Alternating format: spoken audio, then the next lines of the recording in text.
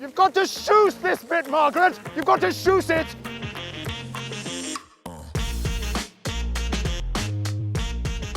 Hello listeners and welcome to the Whiteout podcast, brought to you in partnership with Ski Weekends. I'm Dom. I started in the snow about 18 years ago. Crikey Moses. And now I run a bunch of social channels, print magazine and the fabulous In the Snow Mag YouTube channel. And I'm very excited to introduce my trusted colleague, Rob Stewart. Hi, Dom.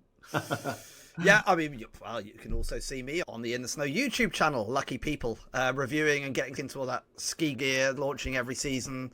I've done ski seasons over the last 30 years. I've done jobs in the industry. You know, I've worked as a ski instructor, I've worked in ski shops, I've worked in chalet operations, and I now run a PR company looking after clients like, you know, ski resorts like Crans-Montana, Leger, Jungfrau. Very lucky I am to work with people like that. I love ski gear. Who doesn't, right? Some people might say I'm a bit of a geek when it comes to skiing and gear. Definitely. Well, it's great to be here again, Rob, each week, bringing our listeners the latest ski news from around the world, where is best to ski right now, reviews of the hottest ski gear for the season, and regular race updates from the Ski Racing Podcast. And of course, each week we delve into some of the most incredible ski destinations on the planet. All that in association with Ski Weekends, our trusted headline sponsor this season. Yeah, absolutely. Love Ski Weekends. And also great to now be officially partnering with the Ski Racing Podcast. For all of those into your ski racing, definitely look up British Alpine ski racer Ed Drake, former World Cup ski racer, and the Ski Racing Podcast. So, Ski Weekends. I'm very fortunate to have such a great partner on board with the Whiteout. I've been working with these guys for 18 years. They're specialists in great value short ski rates, offering 3, 4 or 7 night stays in catered chalets and fully flexible hotel options. Whether you're a solo traveller, planning a group trip or looking for accommodation in some of the biggest and best ski areas, Ski Weekends have you covered. This weekend you can even ski with Eddie the Eagle in Leger, and I might be one of those people doing that. For more details, visit skiweekends.com. This weekend, Rob, I'm going to be with Eddie the Eagle. Yes, I've heard about that. You should get a few runs in with Eddie. He's always good fun to ski with. Really nice. Always chilled. And just don't follow him off the big jumps. Don't follow him down that jump. If he starts to go into that weird tuck position where he thrusts his hands behind his back, just stop following him at that point, because he'll go off anything. Man, so what's been happening, Rob? We've had some more new snow, Dom, which is great, but we'll look at that in our Where is Best to Ski. What about these 40-year-olds almost winning World Cup and Super G downhill races, Dom? Perhaps we need to expand on that one later too. I know, 40-year-olds. Imagine being 40, Rob. God. Well, yeah. Only dream of such things. And what about Ski Sunday, Rob? Have you been watching Ski Sunday? Yeah, I caught the last episode. I've been seeing some comments on social media, good and bad. What do you think? What are your thoughts? Yeah, I think it's fantastic that we've got a show like that on TV. Long may it continue. You know, we obviously know Shelby really well. We know Graham, who commentates on ski racing. And Ed, of course, we know pretty well. They're all fantastic experienced broadcasters. Yeah, absolutely. I like the whole entry montage. I think that's quite cool. It almost looks like AI generated in some way. It looks quite sleek, doesn't it? I guess some of the comments we're reading are targeted at the fact that the ski racing is kind of old news, isn't it? Yeah. People expect to tune in to Ski Sunday and just see ski racing. And now, of course, they're going into the whole freestyle and all of that. So, interesting. Yeah, I mean, I get it. It's tricky. What do you do? I watch ski racing on Eurosport or Discovery Stream. I would say the majority of ski racing fans do that as well. But there's a lot of people don't, right? And that enjoy watching stuff on Sunday evening, I guess. We tend to see the comments from our skiing community. I don't know if it's them we should worry about, really. Yeah, I agree. We want people that don't ski a lot to watch it and then search skiing, whether it be through magazines, online or social channels. We want to attract those people. And I think it possibly does do that. Yeah. And then when they search online, they find In the Snow. They become a reader, right? Or, of course, listen to us rabbit on as well. Maybe that could help. Well, maybe there's a place for more info, magazine-style stuff that's informative about news, destinations, general snow conditions and gear. What about it, Rob? I like your thinking, Dom. Who would have thought of that? I'll continue watching Ski Sunday. It's important it's targeted to the wider public. We don't need to worry about what all the hardcore ski enthusiasts think all of the time. Good point. If there's any BBC publishers, broadcasters or whatever you call them out there listening, Rob, we're available. Or ITV, imagine. We could have a magazine ski show on ITV. A different style. A different style, and there's a place for, you know, all of that. Destinations, people want to hear about destinations, people want to hear about news, people want to hear about what's going on, topics. They want to hear about chalet workers. How to become one, because it's not, you know, it's not so straightforward. Not what I was thinking, but yes. Good point. So what are you up to this week, Rob? Well, I know I've mentioned this before, but tomorrow I am heading to Istanbul, that well-known skiing city, right? Bit of culture to tick off the list in Istanbul, 24 hours there, before flying into central Turkey and then up to, I'm going to say Heracles, but I've heard the Turkish people pronounce this and it sounds nothing like Heracles at all. There's actually a group of 8 of us, including Dan Egan, Aurora Miller cameraman called Tom Grissom, very experienced, and obviously they're bringing me along for my looks. What else would you add to the party? Well, yes, the party to start with, I think, with that lot. Although I'm not sure the après is quite the fully douce style. I can see there's an enormous mosque at the bottom of the ski resort, right next to the car park. So I think ski boots off and a quick prayer before dinner will be more likely than a dance on the table with an Aperol spritz. Where are you heading, Dom? Well, exciting weekend for me. I'm definitely going to be sipping on an Aperol at the Après Ski Bar, aptly named, at the bottom of the ski slopes in Léger. Any tips? Because I know you look after Léger as a client of yours. What would you say? Well, there's a nice church there. Seriously, it's a great place. I really love Léger. Head up to Montchéry. Don't overlook that side of the mountain. Fantastic views over to Mont Blanc. Yeah. Good free ride skiing over the backside as well. All marked and patrolled. It's basically a black run over there. And then on the front side, you've got normally really nicely pieced red runs with views down to the village. That side of the mountain is normally much quieter than almost anywhere else in the whole ski area. And I mean like anywhere else in the whole Portes du Soleil. It's just a sort of hidden corner. Nice.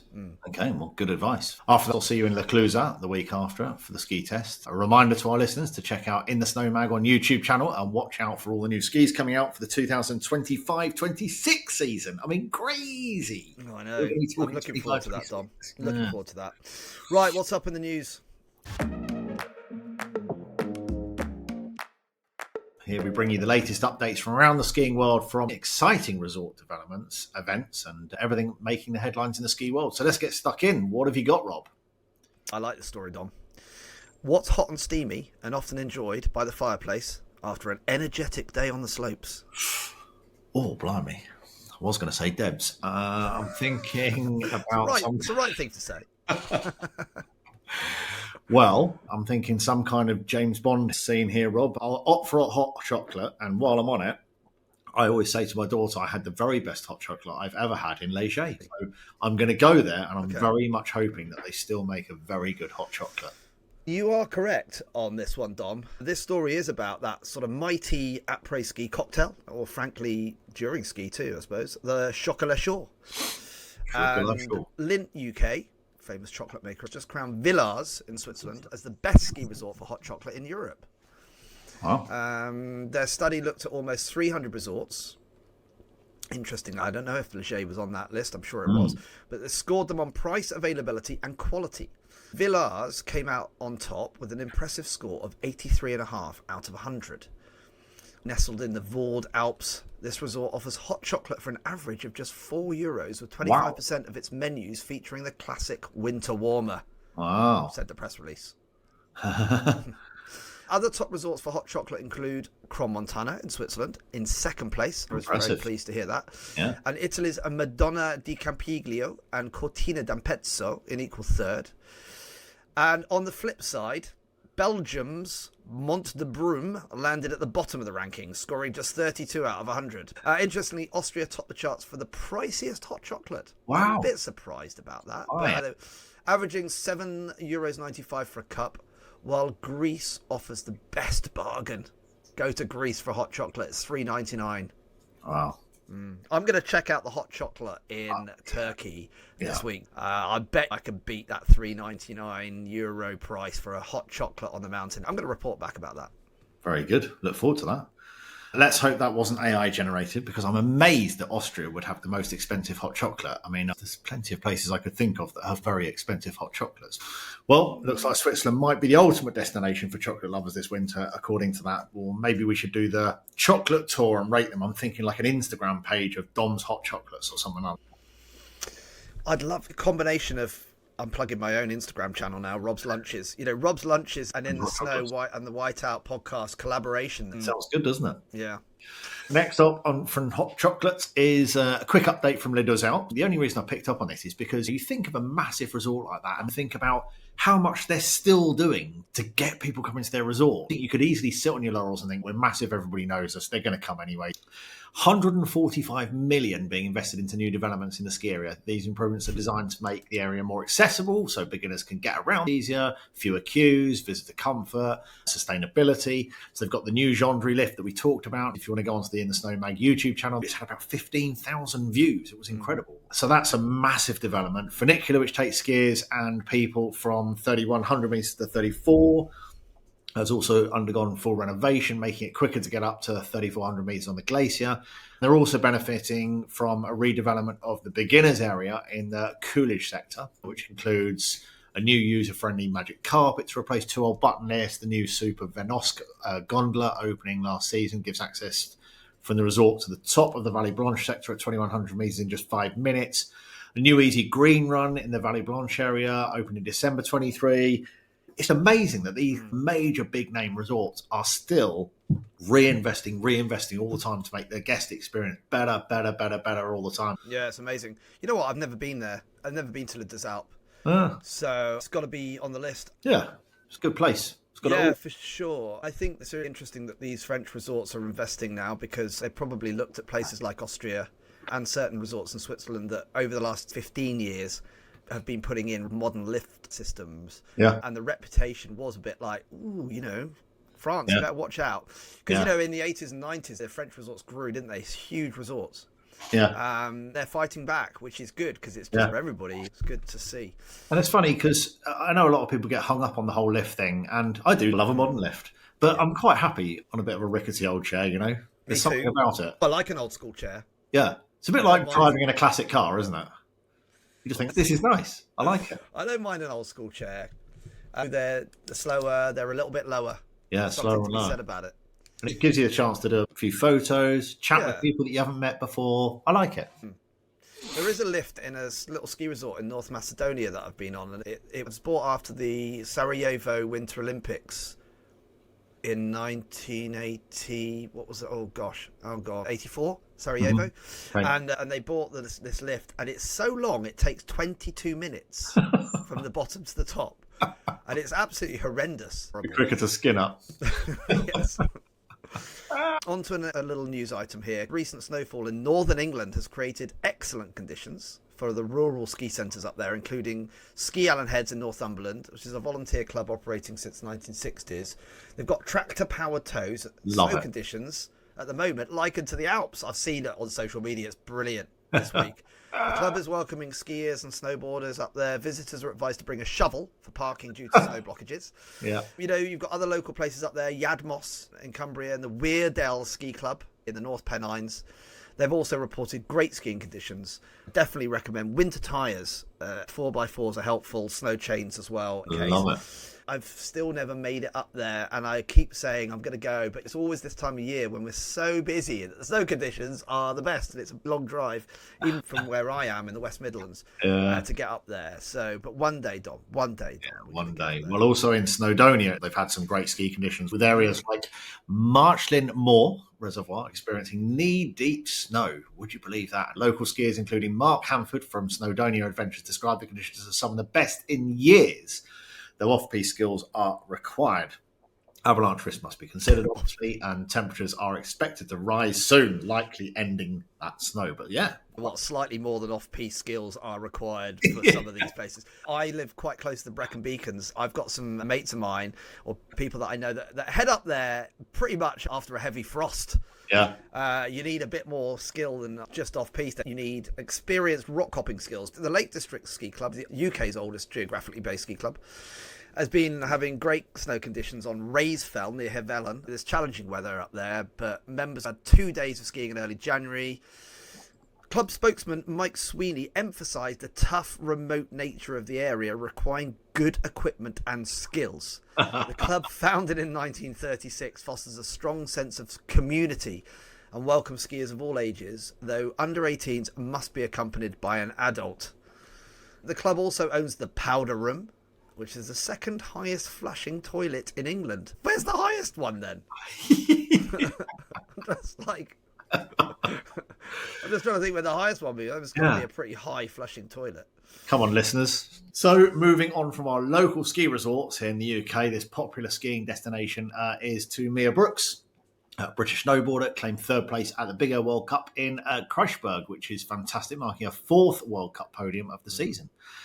Tough conditions. She delivered a great performance, landing a cab 9 and a back double cork 12. Amazing. I mean, I can't believe that. I did that in my sleep last night. Yeah, she finished at just 9.75 points behind second place Rira Iwabuchi, with Anna Grasser taking first. Brooks is tied for first in the Big Air World standings with Japan's Mari Fukada. Got to be careful how you say that, as she defends her Big Air Crystal Globe title. So next World Cup event is in Aspen, where I'm heading in April, and she'll be on February the 6th. Podium results, Anna Grasser of Austria in first. Second place, Rira Iwabashi from Japan, and Mia Brooks, Great Britain, in third place. What a result. Amazing. Good work.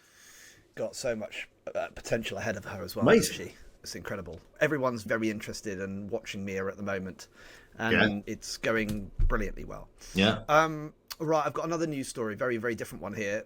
The strike by Park City ski patrollers is set to end, thank goodness, after a tentative agreement was reached between Vale Resorts and the Park City Professional Ski Patrol Association, it's also known as PCPSPA. Nice and conveniently. Yes. It's actually easier to say Park City Professional Ski Patrollers Association. It's like one of those films where do you remember Dodgeball?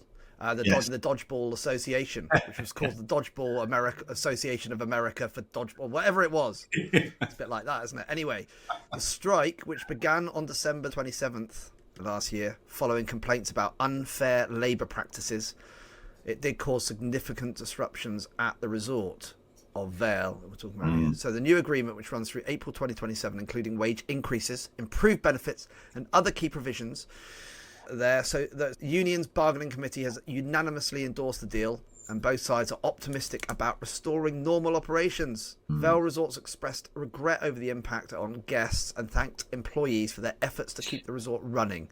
Both parties now focused on moving forward as a unified team. So that's great. It's good news in the end. It is good news. Hopefully we don't see more of that with the big organisation of Vale. Hopefully we don't see more of that going on between them and patrollers or bashers or whoever it might be. So, yeah, indeed. That's good. Good that's been sorted. Yeah. So now it's time for Where is Best to Ski Now. We both love talking about snow, Rob. Let's face it, that's the only reason we're sitting here. I'm hoping the first thing you say is, where is best to ski right now? It's Leger. Well, I mean, I spoke to someone in Leger yesterday, Jane from Chalet Bluebell, and she told me that it was lovely and sunny in Leger, but snow conditions were good and most runs are open, so that's great. Looking forward to it. Well, a quick shout out to our partner Ski Weekends. I am on my way, get my bed warm and make sure my skis are ready. My pass is on my bed because I am going out first lifts on Saturday morning. Chalet I'm on my way. Chalet Marjorie, you'll be in, Dom, right in the middle of Leger. Great little location that is. Love it. There's a bit of a warmer, drier end to 2024 for many regions. The ski world has been treated to a refreshing change in weather over the past 10 days. Temperatures really dropped. Fresh snow blanketing popular ski destinations across the Alps, the Rockies, Japan, having a brilliant season over there. Yeah. The Pacific Northwest as well. You know, replenishing those snow depths, opening up more terrain.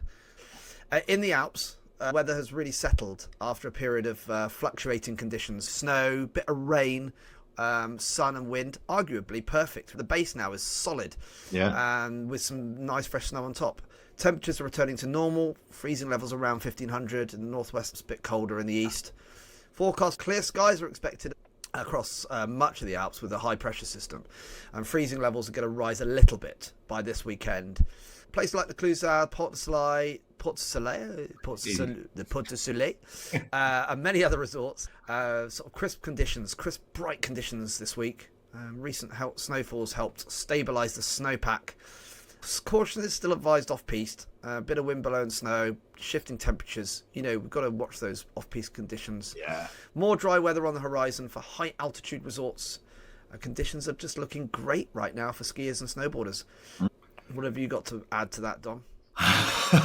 Well, let's go country by country. Starting in Austria, fresh snow and perfect conditions. Austria's been basking in frequent snowfall over the past week. They've got temperatures dipping as low as -12, so been super cold there.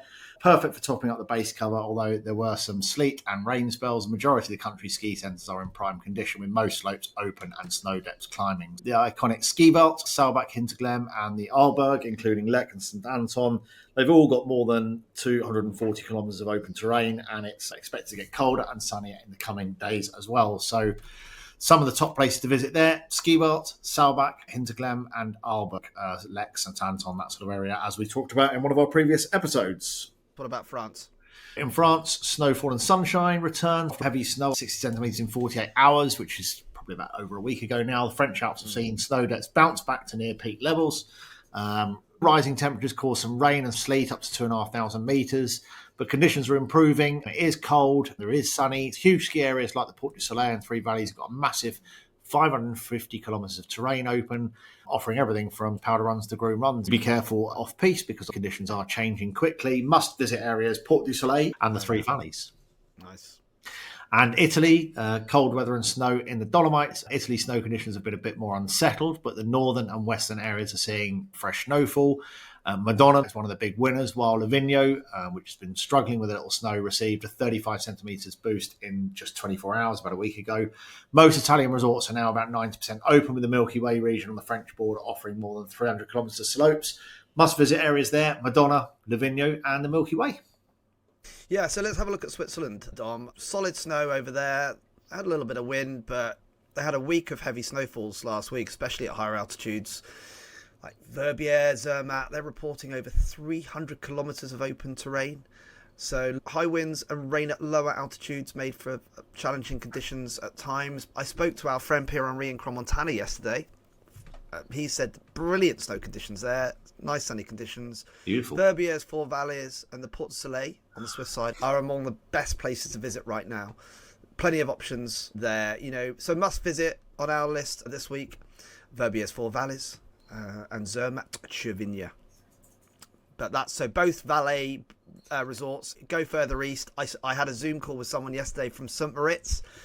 It looked very nice there. Snowy conditions outside her window. The hotel she was speaking from, just outside of St Moritz. It was great snow there as well. Across Switzerland, good snow conditions. Pyrenees had some fresh snow after a bit of warmer weather between Christmas and New Year. But Andorra is now reporting about 70% of its slopes open. Saint-Lary on the French side reached 90% open. Bakira-Beret on the Spanish side also in really good form, with snow conditions improving across the regions. Scandinavia. Yeah, powder and cold temperatures there. Scandinavia seen very low temperatures this week. Some of the areas dipping into -20s. Snowfall has been heaviest in Norway. Resorts like Hemsedal, Trysil and Sälen. Sälen is actually in Sweden, but anyway, now up to 50 to 70% open, with more snow expected. The best powder can be found in western Norway. Some resorts have gained up to 50 centimetres of snow in the last 7 days. So yeah, great conditions across Scandinavia right now. Yeah. Lillehammer, we had a friend, Scott Hammond from Lillehammer last week, that sent us a little video. Good conditions there. Nice. And looking at Eastern Europe as well, snowmaking full force there. It's been seeing plenty of fresh snow, especially in Poland, Chechnya and Slovakia. Although some lifts have had to close due to strong winds. Bansko and Bulgaria is one of the top spots, with 90% of its slopes open and excellent snow depths. Splinderov Mlin in Chechnya has also reported fresh snowfall, making it a great choice for powder lovers. So that's pretty cool. Scotland, would you believe? Snowmaking keeps the resorts open. So despite some warmer weather into the new year, Scotland has been seeing base depths start to build again, thanks to persistent cold temperatures and snowmaking. The 5 resorts have at least some terrain open, with Cairngorm, Glencoe, Glenshee and the Lech offering skiing conditions. However, warmer weather over these next few days have been making things uncertain for natural snow, so be a bit careful there. What about in Canada, Rob? Canada, well, the western part of Canada is having a great time right now. It has been a bit of a tale of two climates on the Canadian side. The eastern resorts struggled a bit with lack of snow. I did check the weather out this morning, and it was like -20 in Ottawa. Yeah. 20 there. Wow. So it is changing quite rapidly, and I think the East Coast is actually getting quite good snow and cold weather now. Alberta and BC, though, British Columbia, of course, you know, they're really good. 90 to 100% open over there. Snow depths reaching 1 to 2 meters. Lake Louise on that eastern side of the Rockies, and Whistler Blackcomb, of course, on the west, very much the western side. Our top choices for powder seekers, with over 20 new runs opening at Lake Louise recently. Nice. So must visit Lake Louise, fly to Calgary, Whistler Blackcomb, fly to Vancouver. Nice. Very. We should mention that sort of USA Pacific Northwest as well, because it's seen snowstorms hitting the regions from coast to coast, but the Pacific Northwest is where the best conditions are right now. You know, places like Crystal Mountain and Stevens Pass, maybe not the biggest names in the world, but they're reporting over 5 meters of snow right now. Yeah, so deep powder.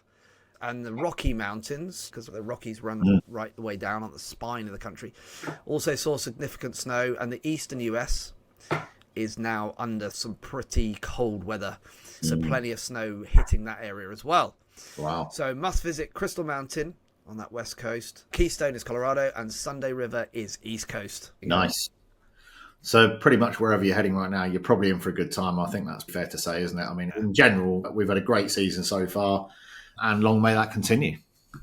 Yeah, we didn't mention Japan, but I've been looking at Japan conditions, and every time I look, it's like powder. Powder, more powder. They've just really had it this year, haven't they? I think they had a tricky season last season, but they definitely deserved it. That's pretty nice to see. Yeah. So there you go. Get out and experience some of these fantastic conditions. You'll be reporting live from Turkey, and I'll be reporting live from Leger. So it'll be interesting to see how we get on there. Wi-Fi signal, I'll report. If I get a Wi-Fi in the middle of Turkey up a volcano, that's where I'm going to be.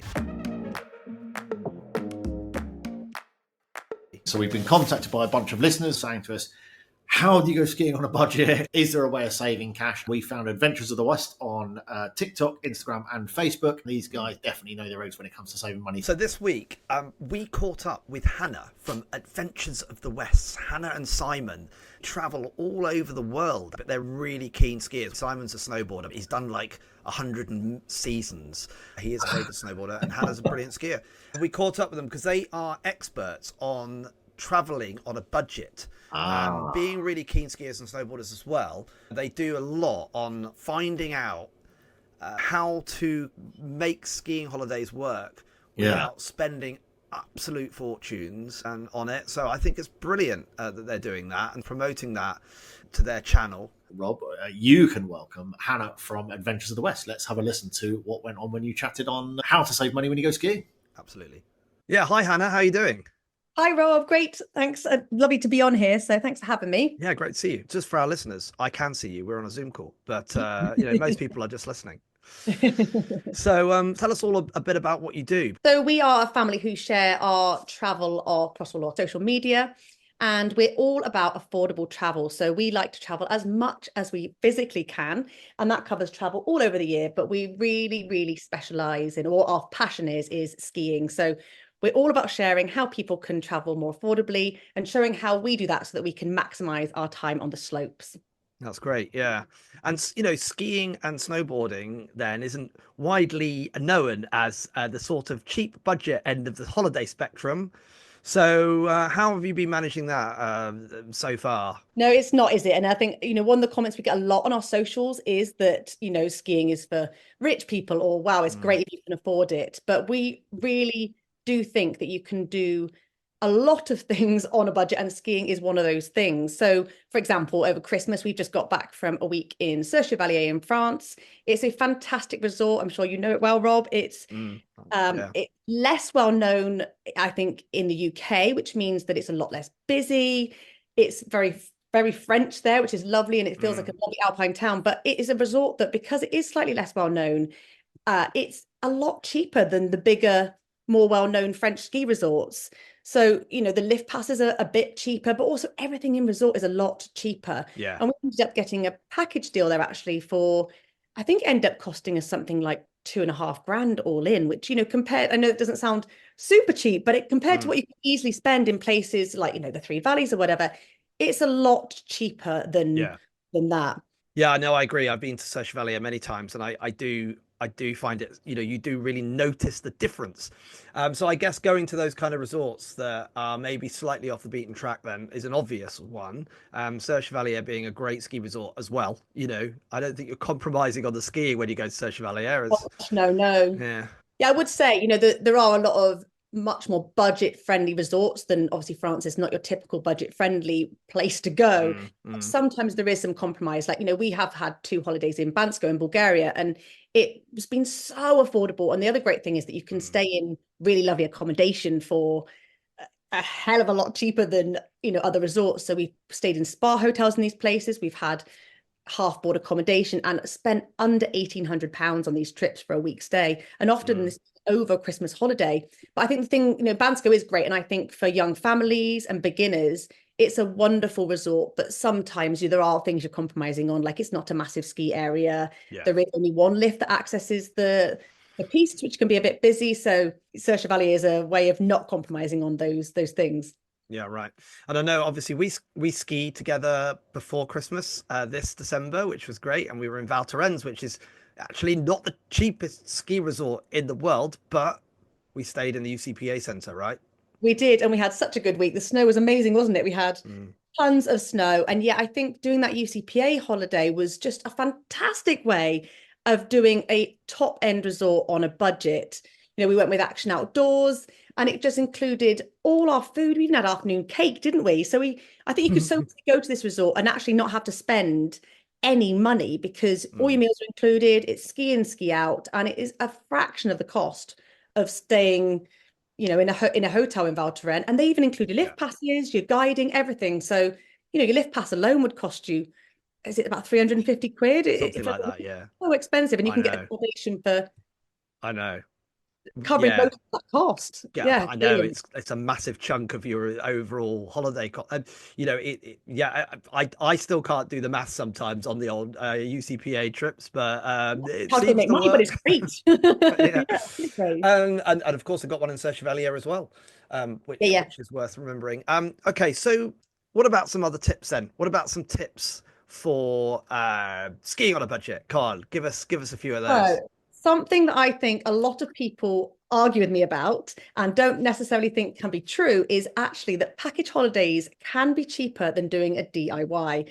So we are going away with Sunweb in Easter. We've got a fantastic deal. So I think the reason that the packages often save you so much money is that often your ski passes can be included in the cost of the holiday. Your ski hire can be sometimes included. We've had deals where we've had 2-for-1 lift passes. And the other thing to remember is that, sometimes you think these budget flights are great value. That, I'm getting a return flight for 40 quid. But if you have to add on a ski bag, if you have to add on your hold luggage, which is pretty unavoidable when you're going skiing, although we are doing a hand luggage only trip this weekend, you're saving yourself so much money with these package holidays. So I think particularly when it comes to expensive weeks, package holidays can save you so much money. I actually had one of my comments on my videos where someone said they managed to book a Sunweb holiday for something like £111 and it included their ski pass. I was like, wow, really? That's less than the cost of the ski pass. So I don't know how these companies make it work, but it's definitely worth looking at package holidays over DIY sometimes. That's interesting. I mean, I think I do agree that tour operators do a fantastic job of packaging things up, and a lot of people they're used to traveling independently, but you don't forget about all of those tour operators out there that are doing these packages because they know what they're talking about and they can get the best deals and they want to sell holidays, right? Absolutely. And I think post-COVID, it feels a lot safer as well because, we had a holiday at Christmas a couple of years ago to Andorra, and the snow was so bad that the company, but we were with a package company, and they actually had a snowshore guarantee, which meant that we were offered to cancel our holiday, completely refundable, or change it because there wasn't any snow. Whereas if we DIY'd that, we would have had to go on that holiday, and getting back all those other bits is really hard. So there's a lot of benefits to booking a package holiday. And you're heading off tomorrow? We are. So we are trying out a super budget friendly trip. We're going to actually see if we can do it for under £200 for the weekend. Oh, really? So I think we might be able to do it. It might be possible. The flights there are so cheap and everything there looks really cheap. So I'll have to feed back to you about that. But where we're going is a place called Zakopane in Poland. It doesn't sound like it is for super advanced skiers, But I think overall as a resort, it looks like a lovely place to go for a bit of weekend skiing and also to get in, some thermal baths and have to go to a lovely wintry town. They have husky sledding, all the lovely things. So I think overall it's going to be a wonderful experience. And yeah, I'll report back if I can do the under £200 trip. Under £200 a person you're trying to do for flights, accommodation, ski passes, ski equipment, because we're actually not taking it. We're not taking our own equipment to try and see if we can save money. Yeah. Wow, that's amazing. Well, I'd be really interested to hear how you get on with the £200. I mean, we probably we probably spent that each on beers last time we were skiing. Easily. Yeah, definitely. It might not be able to be quite 200, but I'm really determined we can do it. Okay, that'll be really good to hear about. Yeah, brilliant. Right. Well, thanks, Hannah. Where do we need to look at what you're doing and how this is all working? So we share everything that we do travel-wise across all of our socials. So we're on TikTok, we're on Instagram, and we're on Facebook, and it's all just at Adventures of the West. So if you want to check us out. Brilliant. All right. Well, thanks very much. Skiing on a budget. It's definitely possible. Yeah, that was great, Rob. We all want to save a bit of cash, don't we? If we weren't in the lucky position we're in, traveling around all the time and people helping us out with deals, it's an expensive gig, and it's great to have somebody out there looking out for. She was saying about skiing for 200 quid each, including. Well, let's see how that pans out. I'm really interested to see how they got on with that one. We'll bring that was including hotels, food, transfers, everything. She must be eating grains all week. Yes, I'm sure if I think back to some of our biggest lunches with the family, we've done 200 quid on a lunch. Yeah, I'm sure it's possible, isn't it? Anyway, I remember a few years ago, it must be at least 10 years ago now, but there was a skiing holiday being marketed in Romania that was £148 all in. Wow. Yeah, it was mad. Romania. Yeah. Light's gone. I'm going to change these lenses, people. So next up, Rob, is the gear guide. Did you notice our new jingle of the light's gone, I'm going to change my lenses, people? We might have to change that when people get hold of the new head goggle that we saw last week. That's just a single lens that keeps changing itself like a set of shutters on a window. That was interesting. Well worth checking out In the Snow Mag YouTube channel for some of that fabulous gear we picked up last week, Dom. But anyway, let's admit it. We love this part best, don't we? It's where we delve into the latest and greatest ski gear that's caught our eye, from skis and boots to helmets and goggles. If you're a seasoned pro or you're just starting out, we have got gear to keep you safe and stylish, of course. What have we got this week, Dom? Before we launch into the exact gear this week, we've got a competition to win a GoPro Hero Speciality Accessory Bundles. You can enter now for a chance to win. This bundle includes everything you need to start filming high-quality footage on the slopes with your own GoPro, whether you're on your bike, your slopes, or whatever action sport you get up to. This package includes a GoPro Hero camera, a bike mount, a floating handler, a sticky mount for easy attachments, micro SD card, and a protective camera case. Superb 4K video and 12 megapixel camera photos, hyper smooth stabilization. These cameras have it all. To enter, leave a review for this podcast and we will shout out your name in a couple of weeks if you're a winner. What a cool competition, Rob. Win a GoPro on the Whiteout podcast. How cool is that? That is very cool. Can I enter us? No, you can't enter, Rob. You're the one who's going to announce the winner. Right. Okay. Whether you're listening on Apple Podcasts or Spotify or whatever platform, leave us a review. Tell everybody how great we are. Refer a friend to us, and we will pick up your username and announce in a couple of weeks' time on the podcast to announce who is going to win that fantastic GoPro bundle. It's right in front of me now. So, yeah, brilliant. Let's get stuck in. That's very cool, Dom. Very cool competition. Brilliant. So this week, getting down to the gear, I thought it would be great to cover some of the best all-mountain skis for this season because they were the most popular videos we've had across our YouTube channel and website. The reviews that we did last season in La Clusaz, where we're heading to next week to review the 25-26 skis, they were the most popular video reviews. So just wanted to take people through a brief summary of the skis that we picked. So for men, we picked the Black Crow's Camox. It's a versatile all-mountain ski that excels as a one-ski quiver. So playful, responsive, even at speed, just under 100 mil in the waist. It's wide enough for the off-piste adventures, but still nimble on groomed slopes. We also picked the Salomon QST 92, designed for the modern freerider with a 92 mil waist. It's lightweight, it's responsive, it's perfect for those sort of side country or carving through bumps. I know you love that one, Rob. That's great. And the Rossignol Arcade 88 for more expert and advanced skiers, 88mm waist, great balance of stability and responsiveness, while the line control technology, LCT, and vibration absorption system, VAS, really add to the control on various terrains. So they were the 3 men's all-mountain skis that we had for this season. I'll mention the picks that Elsa, our woman ski tester, chose. The Line Pandora 85 is a lightweight, stable ski built for hard pack conditions, fast snow, that kind of perfect choice for many piste skiers who occasionally then venture off piste as well. And the Vocal Blaze 86, obviously 86 millimeters underfoot. Fast and responsive all-mountain ski designed for sporty skiers who like to go off-piste as well. I mean, both skis, they've got that balance of playfulness, stability, all-terrain versatility, making them excellent choices for skiers looking to explore everything from those groom runs to off-piste terrain as well. So, good all-mountain skis, those. Line Pandora 85 and the Vocal Blaze 86. Yeah, judging how many people have watched these reviews for all mountain skis, it certainly is the way that people are going, isn't it? It feels like the middle market, people who can ski, want their own gear, they want an all mountain ski. They may not be going full backcountry and they may not just be a pure carver.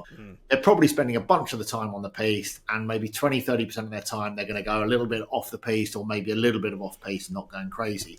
Those all mountain skis seem to be really hitting the market well, don't they?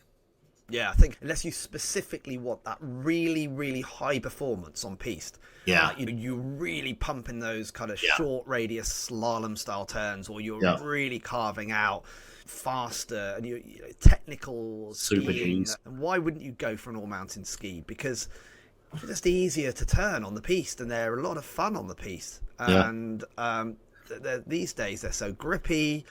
So that kind of 80 to 90 mil area, it brings versatility. When the snow conditions soften in the afternoon, and our ski manufacturers are now all starting to say, well, we're designing skis that kind of have this versatility. So in the morning, they grip on ice. And by the afternoon, they're better on slush because they've got a softer tip. They might still be stiff in the middle. They're a little bit wider, that kind of 85 mil kind of point width area. And you've got all this versatility. They do everything. They do everything. You're not compromising massively. No, that's it. But of course, there's compromises. Like you say, unless you're going to be a super G skier, or unless you're going to be a deep power backcountry free rider, they're going to pretty much do the job better than anything else, and perfect for the general skier. You can watch this on YouTube at another time, or sit back and enjoy these detailed ski reviews. And of course, any gear that you would like to hear about, please drop us a line. So let's have a listen, Rob. But what we have done for you to try and wrap things up is just pull together in the all-mountain category 3 skis that have really stood out for us. I don't know whether we're saying faves or 3 that have just made us go, oh yeah, we liked that one. And Rob, what have you picked? Yeah, I picked the Camox from Black Crows because for me it's so accessible, it's so easy to ski on. It's quite a wide ski for an all-mountain. It's 97 underfoot, right? That is. But it doesn't have a metal plate in. And it's nicely rocketed at the front, so it's super easy to turn. And I think that any kind of recreational skier that's maybe aspiring to go off-piste and ski all mountain, all over the mountain, but wants something that's really smooth and nice on piste as well, that just does the job, it's such a good option for that. Yeah. So typically if you're a seasonaire, what a great ski, one ski to bring out with you. Yeah, definitely. And also, people might be watching this that have thought Black Crows is for the sort of the domain of just simply the massive free rider or the ski tourer, and not considering it as an all-mountain option for mere mortals. But, go on, Lloyd. I really like, there's a little detail that just says "Hello, darling" on the side here as well, which I just, they think of every single detail. I mean, these guys, they're based in Chamonix. They've got a very, very cool chalet right underneath the Aiguille de Midi in Chamonix, the south part of Chamonix. And it's just such a kind of cool vibe when you walk in there, and that's their sense of humour coming out, right? With the things that they write on the sides of their skis. and so it's just a fun company. But the skis are they're always great. But this one is just such an easy one, easy, accessible ski. If it's giving you a good vibe, if you're feeling good, you're skiing good, and I think that ticks the box for you. Nice one, Rob. And Lloyd, what have you picked out? Something that the graphics on this Salomon, the colours. We're going back to the 90s. I love it. They really are. I mean, that is an added bonus. They're like the shout back to the colour of the Salomon, and even on this side, they've got a great graphic on the top, and they've got really nice geometrical sort of shape of mountains. But this is the QST 92s, and I guess it's sort of on the freeride end of the all mountain spectrum. But I skied on it, and it was honestly one of my favourite skis of the entire week. It's very well priced as well. It's £460, so I think that this is a ski for anyone who's kind of going from beginner into intermediate. This would be such a good ski as like a transition ski to go up into the more, I guess the more difficult and more technical skis. Like it's an all-wood core, so it's actually pretty light. And they've got technology in the tips and the tails, and it's made of cork, so it's that's the vibration dampening technology, which is also a bit more sustainable than having a big metal or tidal plate in there. But they're super fun. They're super easy to ski on piste. They carve really well. They go into turns really nicely, and they've got a bit of stiffness in the tail so that you can push out of it. And then off piste, it worked delightfully as well. You could go on a big powder day, when you sort of try your first turns off piste, and you'd have a lot of fun. They're just super playful, super easy to handle. Yeah, and interesting, in that QST range, you've picked up, what is that, the 90, 92. I was actually on the QST 106 when we were going sort of in the free ride category. So once you sort of get in that QST mindset and you like that, and you think, hang on, now I want to go a bit bigger for free ride days and powder days, then you can stay with Salomon, stay with QST if you want to. So that's a great pick. Nice one, Lloyd. It's a great ski. I own a QST with a shift binding on it myself. And it is such a sort of utility vehicle to do all sorts of stuff on. It rips on piste, off piste it's great. You stick a shift binding on it and go anywhere. There you go. And for me, it was this one. It was the Arcade 88 from Rossignol, which I really, really enjoyed. I've skied the Rossignol Experience range of skis previously. You can still see those within the range, but that will start to disappear from Rossignol, and the Arcade will take over. This sits between their Forza, which is their piste range, and then the Sender range, which is sort of going towards more freeride category. But for me, if I can only take one ski away on holiday, then this one would be a great one to take, because I carved turns on piste, I slashed some lines in some sort of, what was that, snow, like kind of spring-like snow. It was powder yesterday, it's a bit sort of fluffy but a bit heavy today. In amongst the rocks, dodging around, I jumped a little bit, I had fun, and I really enjoyed it. So this is something, if I can only take one pair of skis in that all-mountain category, the Arcade 88 from Rossignol is what I'm going to take. So you can find out details of all of these, because we've reviewed them individually on our own, and others as well. So if you're listening to this and thinking, hang on a minute lads, whoa, that's not for me, what else have you got? Well, check the YouTube channel to find out what we think in the all-mountain category.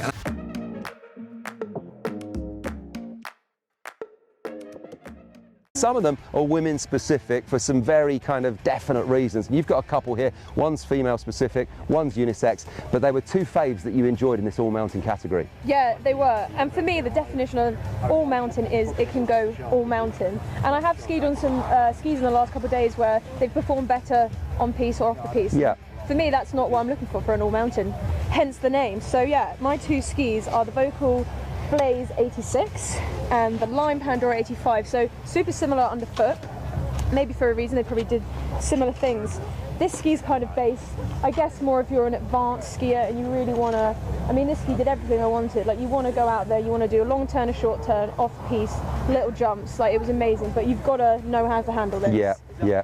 But with this one, on contrast, similar in many ways, more playful, but I would suggest even this ski for someone who's buying their first ski, maybe a teenager, parent looking for one for a, it's a unisex, so anyone can have it, but you can have a lot of fun on this. And I think the all-mountain category, if you are buying your first pair of skis, that's not a bad category to sort of be buying. And if you've skied a few weeks already, you maybe don't want a piste ski, but you want something that's going to ski all the mountain, then this is where we look. And I actually did a few laps with you when you were on this, and I could tell you were enjoying it. You were having fun, weren't you? I was having a huge amount of fun on these. Like, honestly, if I was going to go all mountain, these are the skis. I could do tiny turns, massive turns.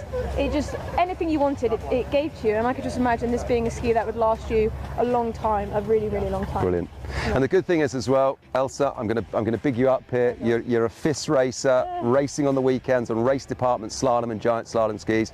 This young lady can really rip. So when you get on some of these skis, they're going to seem much softer and lighter feeling than what you're used to, but you get enjoyment out of them, don't you? Yeah, exactly. It is different to what I'm used to, if I'm being honest, but I think that was kind of part of the fun. Yeah. Trying to figure it out on the slope and try and think, actually, this isn't something I'm used to, and that might be how someone who's buying all mountain skis might be in the same position. Yeah. So getting used to that and trying to think, all right, as a skier who's used to aggressive slalom skis, how am I going to adapt, and how would I adapt if I was an entry level going to intermediate? Similar kind of thing, and yeah, it was a lot of fun testing out this type of ski. Brilliant. Well, it was great skiing with you. Thanks for your company this week. It's been a blast. This seems a bit steep for a blue. That was a good week out there, wasn't it? And we're hoping for another great week next week. What do you think? The clues are next week. Fingers crossed for the weather.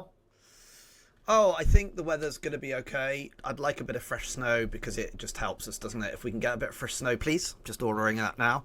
If we get good weather conditions, it also makes life a bit easier for us. Yeah. But I'm looking forward to it, Dom. Testing all the skis for the next season that people won't even see for at least 6 months in the shops. And you're absolutely right. There is a consumer ski test called GB Ski Test. You can check it out on gbskitest.com. It's on the 9th of March to the 15th of March, where you can go as a consumer and ski on a bunch of sets of skis, try out as many sets of skis as you like to see what you might like to buy. No commitment to buy anything. You just go there and have a great week. Check that out at gbskitest.com because such a great week, such a fun week. I just recommend it. If any skiing enthusiast loves the gear side as well, just go and do it because every run's different. That's a brilliant thing about the ski test. So there you go, our gear buyer's guide for this week, all about all mountain skis. Next up, Rob, is our destination of the week. In today's episode, we're talking about an incredible location that's perfect for adventure, relaxation, everything in between, whether you're a thrill seeker or just looking to escape somewhere beautiful. This week's destination is great. Grab your headphones, get ready to explore this with us. Where are we? Plagne with Mountain Heaven. Such a great name, Mountain Heaven, isn't it? I mean, he stole the show with Mountain Heaven, didn't he? I mean, that's a good name. It's a brilliant name and a very nice bunch of people as well, I will say. The reason we are talking Plagne is because it's Mountain Heaven's 21st anniversary this year. We know them really well, and we thought we'd just talk about this. Yeah, we know Mountain Heaven really well. In fact, 21st anniversary, that's interesting because I've been going 18 years within the snow and he was one of my early customers. I didn't realise they were so young when I started working with them. It's an impressive milestone. At 21 years, they operate chalets in the French Alpes and focus on Plagne. Over the years, they've built a solid reputation for their catered chalets and self-catered apartments. Now they've decided to entirely, at 21 years old, that's the business, not the people, have decided to exclusively focus on the Plagne after many other resorts they've worked in over the years. So it's a fitting tribute to this place where it all began for them and a testament to their sort of real solid connections with that resort. But it's also probably one of the most popular ski resorts to British skiers as well. So it's quite fitting. No, that's absolutely right, Dom. Plagne is a key skiing destination in the French Alps, especially for the UK market. It's actually spread across 11 villages, and they've all got their unique flavour. Plagne genuinely, it does offer something for everyone. And we say that a lot, but it does. Families, beginners, and there's lots of expert terrain as well. Part of the Paradis ski area, which connects Plagne with Les Arcs, gives skiers access to over 425 kilometres of piste. It's a load. Mountain Heaven has chosen to focus their efforts here because they know the place so well. Yeah. It really helps.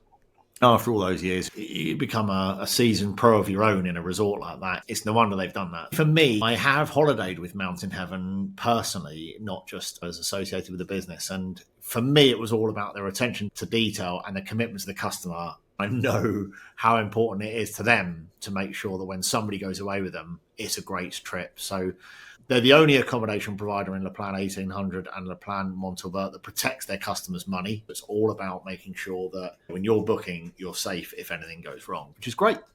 Mountain Heaven's catered chalets, they are great for those people that want to enjoy that luxury of having everything taken care of. Right? That's meals, really nice meals. The food's good, very good. Cozy accommodation, excellent service.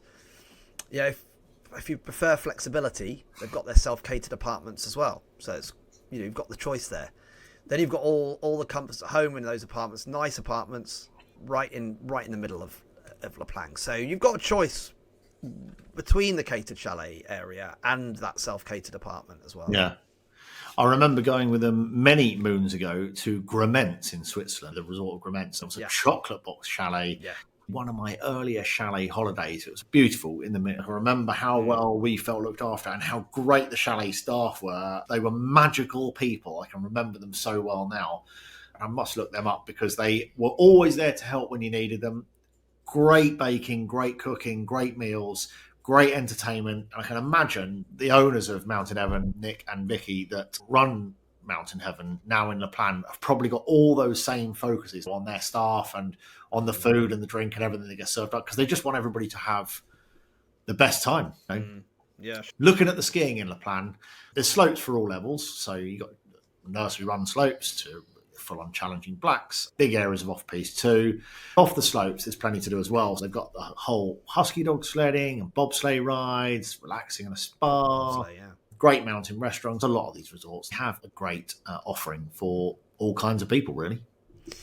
Yeah, and you're just going back to the Mountain Heaven guys. I know we're giving them, we're bigging them up here, aren't we? Which is what we're here to do, because they're 21 years old, and we know them really well. But yeah, I think you're benefiting from that experience. It's kind of like, if you book with someone like that, it's going back to that care and attention, the knowledge that they've got, valuable.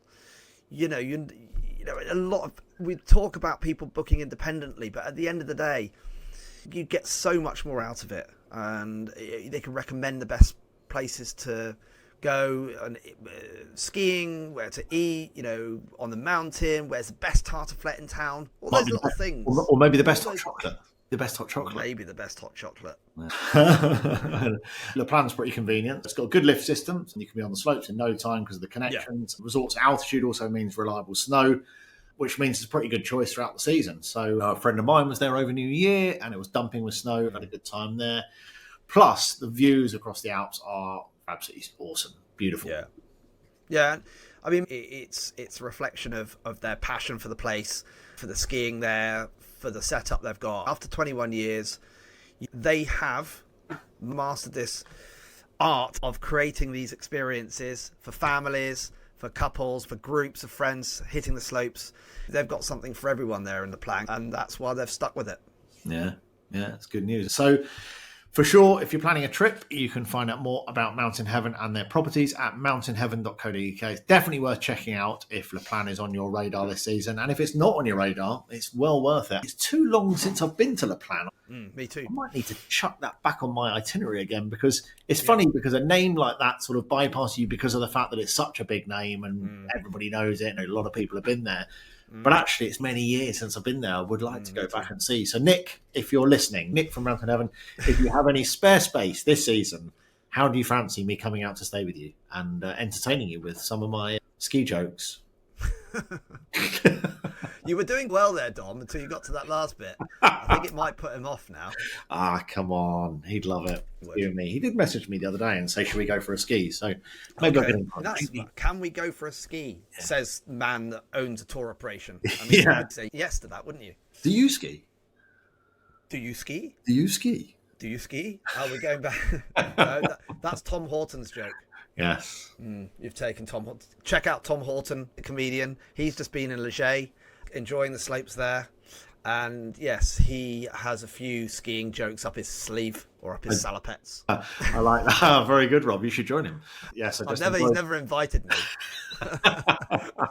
I've been trying to, like Tom, I've got to know Tom reasonably well. He's a professional comedian, a big name for himself. Yeah. And you can't start joking around with a professional comedian. I try sometimes. I go, I'm pushing my luck here a little bit. It's definitely worth checking out his ski jokes. I stumbled across them again last night, and even though I know the joke that well, I just ended up hooked on watching it. It's just one of those things that you watch again and you carry on laughing. So well worth looking him up. So that's a wrap for this episode of the Whiteout Podcast. Thanks so much for tuning in. We hope you enjoyed the show. If you did, please take a moment to leave us a review. Don't forget to enter our competition to win that fabulous GoPro bundle. Leaving reviews really helps us to reach more ski enthusiasts like you. We'll be back in 2 weeks with more ski news, gear insights, and destination highlights. Until then, stay safe if you're skiing. Have an amazing time out there. Rob, have a great time in Turkey. I'm going to report back live from Leger. If you see me on the slopes, please come up to me and say hello, and we'll have a ski together. I do get that sometimes, and it's always great. So yeah, see you on the slopes. Very good. Thanks a lot, Rob. Have a good week. Good luck in Turkey, and adios. Be safe. Cheers. Bye. No, talkie-walkie. I'm pretty sure it's called a walkie-talkie, mate.